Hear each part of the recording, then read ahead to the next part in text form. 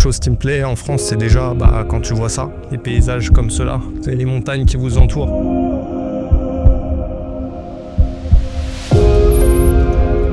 Je profite de cette petite rando pour faire un bilan un peu sur mon parcours d'investisseur.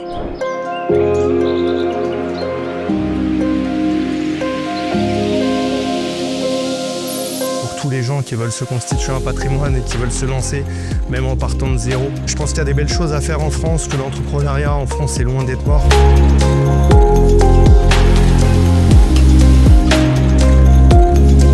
Les générations, ça va me faire vivre jusqu'à 100 ans.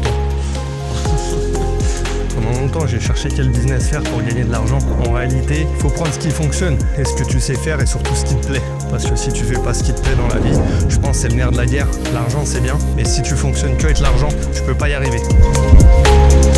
Votre objectif, votre pourquoi, il doit être fort pour que vous puissiez vraiment l'atteindre et ne rien lâcher. C'est ultra important.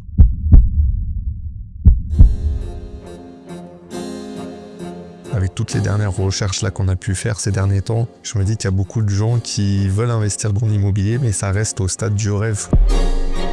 Il y a un travail énorme à fournir au début.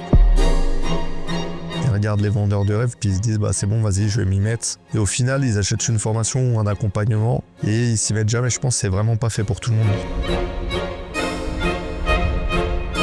Et surtout, il y a beaucoup de monde qui se disent vas-y, je vais prendre une formation puis je vais commencer la semaine prochaine. Puis arrivé à la semaine prochaine, ils procrastinent et se disent non, la semaine d'après. Puis non, la semaine d'après encore.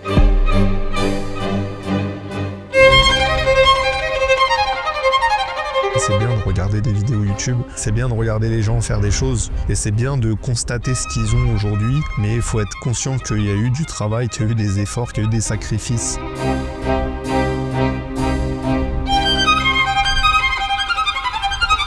J'ai envie de faire de l'immobilier, j'ai envie d'investir, j'ai envie d'avoir des sous, j'ai envie de changer de vie, j'ai envie d'être libre financièrement, parce que c'est le mot qu'on entend souvent et c'est aussi ce que je prône, la liberté. Alors, pas la liberté financière, parce qu'on a tous nos envies, nos besoins, c'est pas tous les mêmes, on n'a pas besoin tous des mêmes montants. La liberté, c'est ce qu'il y a de plus beau. J'ai pu me procurer cette liberté grâce à l'immobilier et j'encourage les gens à faire de même et c'est pour ça qu'aujourd'hui, j'ai décidé d'accompagner les gens pour faire la même chose. L'idéal, c'est de bien comprendre l'objectif que vous voulez atteindre et de faire un cheminement étape par étape. Si vous ne décomposez pas l'objectif, vous êtes sûr de vous tromper. Si vous procrastinez, c'est peut-être que vous n'êtes pas prêt. Posez-vous, prenez le temps. Aujourd'hui, on est dans une société où tout va vite, où on est régulièrement sur le téléphone. Et moi, le premier, aujourd'hui, j'ai un réel effort à faire là-dessus. Et je pense qu'il faut travailler là-dessus. Il faut être capable de se recentrer, prendre le temps d'être sûr de définir ce qu'on veut faire, ce qu'on a envie de faire. Parce que l'immobilier, contrairement à ce qu'on peut vendre, c'est pas toujours évident. C'est bien, c'est beau. Ça offre une liberté, ça offre la possibilité de s'enrichir et de se constituer un patrimoine pour des gens qui partiraient de zéro. Oui, il n'y a pas besoin de beaucoup de fonds pour se lancer. Il faut que ça soit bien fait, il faut que ça soit voulu, il faut que vous ayez envie, que vous aimiez ce dans quoi vous allez vous lancer. Sinon, malheureusement, vous risquez de vous mettre comme aujourd'hui dans un boulot, dans un job que vous n'aimez pas peut-être, ou peut-être que vous l'aimez mais que ça va vous demander beaucoup d'heures. J'ai pris le temps justement sur ces vacances de faire un bilan un petit peu, un point du parcours que j'ai eu pendant 10 années d'investissement aujourd'hui. Le retour que j'ai, c'est qu'on doit s'entourer de professionnels de plus en plus. C'est-à-dire que au-delà du banquier, au-delà de l'expert comptable, au-delà du notaire, de l'avocat, aujourd'hui, moi, ce dont j'avais besoin, c'est quelqu'un pour gérer mes biens. Quelqu'un qui s'occupe mieux de faire cette tâche-là. Sur la gestion, j'ai pris quelqu'un aujourd'hui qui a fait un travail en un mois que je n'ai pas fait en 10 ans. C'est pas mon plaisir, ça. Mon plaisir aujourd'hui, je sais que c'est chercher des biens, trouver les financements, faire les travaux, ça c'est ce que j'aime. Plus les années passent, aujourd'hui j'ai 41 ans, moi j'ai envie d'être enfermé dans cette routine. Moi j'ai jamais de vacances, c'est-à-dire que même sur mes jours de vacances, je travaille, le téléphone il est toujours là. Quand tu es entrepreneur, tu peux jamais déconnecter à 100%, mais tu dois être capable aujourd'hui d'avoir plus de temps pour toi et de pouvoir profiter plus. C'est pas possible d'être toujours à l'affût du téléphone qui va sonner ou de la nouvelle que vous allez devoir gérer. Mais au début, effectivement, ça passe par faire soi-même, puisque vous n'avez pas les fonds nécessaires, vous n'avez peut-être pas l'argent nécessaire, donc ça passe par le faire vous-même. Et au bout d'un moment, il faut que ça soit délégué. Et voilà, pour moi, c'est ultra important.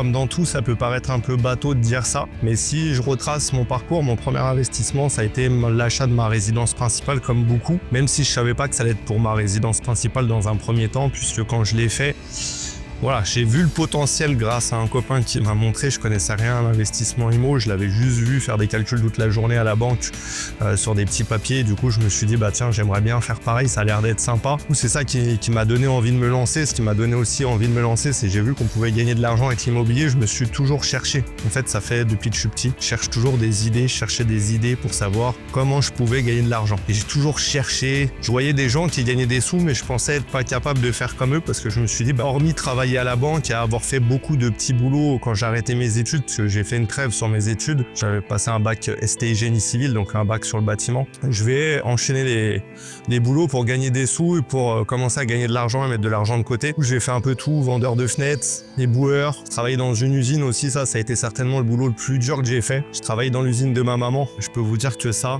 pour rien au monde, je le souhaite aux gens. Je pliais les dépliants, je mettais des élastiques autour et je les mettais en carton. Un bruit de fou, j'étais debout à la sortie de machine et j'attendais que les dépliants sortent et je faisais des élastiques toute la journée autour des dépliants pour les mettre en carton. Vous avez un bruit de malade, vous êtes debout et vous avez la pendule en face. J'attendais que le temps passe. Tout ça pour gagner le SMIC. Je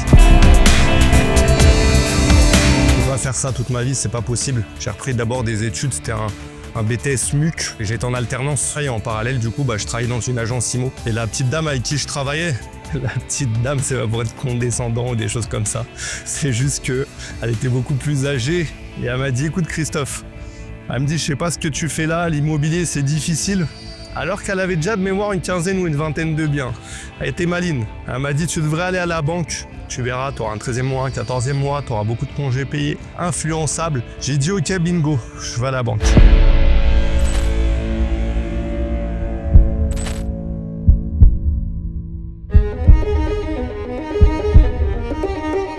J'ai été à la banque, j'ai commencé à voir qu'il y avait pas mal d'opportunités. J'étais à l'accueil et j'ai rencontré ce copain qui lui faisait des investissements IMO. Au début, il voulait pas trop m'en parler. Il faut être persévérant, il faut pousser les gens.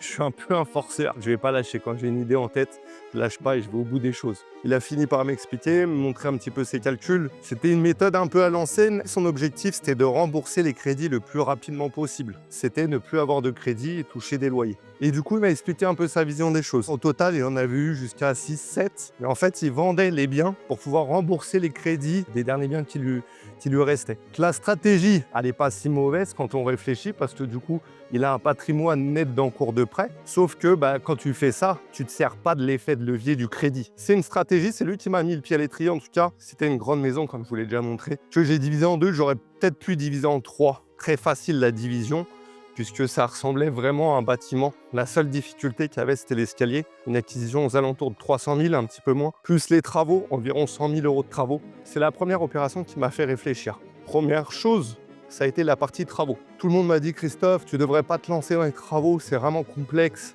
T'as jamais planté un clou, tu vas te tuer avec ça. C'est pas la peine, ne fais surtout pas ça. C'est des gens qui t'aiment, mais sans le faire exprès. Et pour te protéger, ils vont des fois avoir des incidences néfastes sur toi. C'est-à-dire qu'ils vont te dire, ne le fais pas, c'est trop dangereux. C'est pas pour vous décourager, c'est plus parce qu'ils ont peur. Ils veulent vous protéger. Quand vous voulez faire quelque chose, de vous fixer un objectif et de ne pas le perdre des yeux. C'est comme ça que vous aurez des résultats. Mettre des choses en place de façon concrète pour rester focus. Donc une fois que j'ai fini ma résidence principale, que j'ai vu qu'il y avait des opportunités sur la partie travaux, que j'ai vendu ma résidence principale au bout de 3 ans, j'ai dit waouh, j'ai gagné plus d'argent que je n'avais jamais gagné dans ma vie.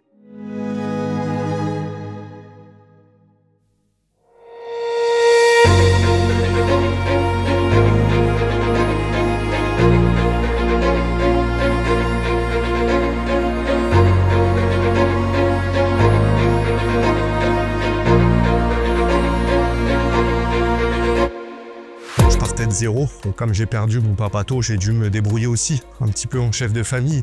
J'avais envie de lui faire plaisir, d'en bas de lui dire écoute, regarde, je me suis occupé de maman et puis de ma sœur. Donc voilà, j'avais envie de faire de l'argent pour pouvoir en faire profiter aussi mes proches. Ça a été quand même une mauvaise vision parce que même si dans le fond c'était bien, en réalité c'est pas comme ça que ça fonctionne malheureusement. C'est que si vous voulez faire de l'argent, il faut apprendre à être juste et à récompenser les gens qui sont autour de vous. Mon associé, c'est quelqu'un que je respecte beaucoup. Il a plus de 200 biens. C'est quelqu'un qui s'est fait tout seul quand même. Donc c'est quelque chose que je respecte beaucoup. Du coup, on a acheté quelques biens ensemble. Et la difficulté là-dedans, c'est, lui, sa vision, je pense que c'est de nourrir ses boîtes au travers d'investissements immobiliers. C'est-à-dire que c'est créer un écosystème. Et c'est ce que je vous encourage à faire. C'est très judicieux. Il y a tout qui gravite autour de ces biens. Ça m'a permis d'évoluer, ça m'a permis d'apprendre beaucoup de choses. Parce que les biens qu'on a achetés, c'est des biens qui sont pas évidents. Que peu de gens, je pense, auraient acheté avec beaucoup de problématiques. C'est quelque chose qui m'a beaucoup appris, qui m'a beaucoup servi. Ça a été un tremplin. Aujourd'hui, avec le recul, j'aime bien investir seul. En tout cas, être le maître de l'investissement. C'est-à-dire pouvoir gérer les biens comme je l'entends. Il n'y a pas de mensonge quand je dis ça. Je pense vraiment que l'immobilier, c'est illimité. Et que le crédit est illimité, tant que vous ne faites pas n'importe quoi, c'est l'élément vraiment que je retiens aujourd'hui. Se structurer, se professionnaliser, c'est ultra important. Donc si je dois faire un retour sur mes 10 années d'investissement, on a tous des points forts, on a des points faibles, on a des axes d'amélioration, mais il faut surtout se poser les bonnes questions.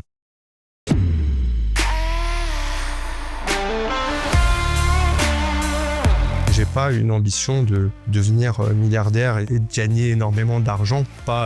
J'aime l'argent, je suis comme tout le monde, mais j'ai pas de besoin en réalité. Les belles voitures, j'en ai eu un peu, mais c'est pas ce qui me passionne. J'aime pas les montres, j'aime bien être bien habillé, mais j'aime pas les affaires de marque plus que ça. Qu'est-ce que j'ai besoin aujourd'hui? De quoi j'ai besoin vraiment? Ce que je veux, c'est prendre du plaisir et m'attarder plus sur ça aujourd'hui. Donc c'est le retour vraiment que je voulais vous faire de ces 10 années.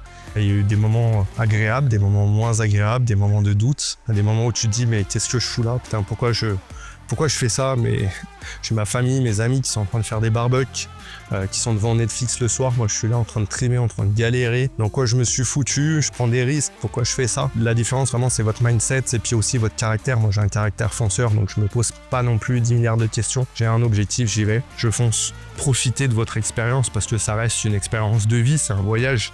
J'espère que ça vous a plu. Si vous avez des questions, n'hésitez pas, j'y répondrai avec plaisir.